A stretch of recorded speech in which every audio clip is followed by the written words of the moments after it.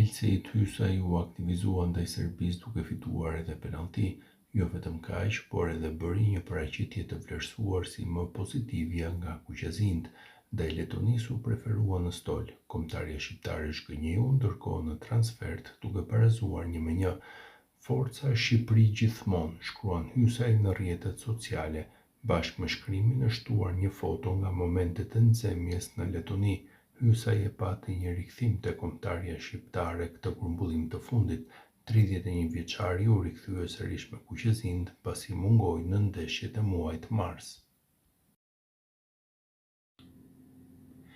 Elsejt Hysaj është një nga futbollistët kyç të kombëtares shqiptare. Mbrojtësi kuqezinj ndaj Serbisë ka arritur shifrën e 90 ndeshjeve. Shkodrani prej 12 vitesh është pjesë e kombëtares, ku në prapavi është një mur i pakalueshëm. Ka debutuar saktësisht më 6 shkurt të vitit 2013. 31 vjeçari ka luajtur me kombëtare në 2 Europian, teksa ka qenë pjesë e formacionit të Xhanit të Biazit në Euro 2016 në Francë, ndërkohë që ishte pjesë e kuqezinjve dhe me Silvinjo në Euro 2024. Pavarësisht paraqitjes dinjitoze dhe rasteve të arta për shënim, kombëtarja e Shqipërisë nuk shkoi më shumë se barazimi pa gola në shtëpi ndaj Serbisë.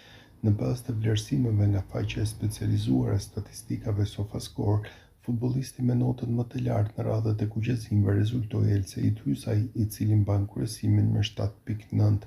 Kujtojmë që Hysaj fitoi dhe 11 metrshin e shpërdoruar nga Rejmanaj, ndërkohë Hysaj ndiqet nga Strakosha me notën 7.4, teksa vendi i tretë mbahet nga plot 3 futbollistë që kanë marrë të njëjtën notë, 7.3. Bëhet fjalë për Shehun Aslanin dhe Mitajn.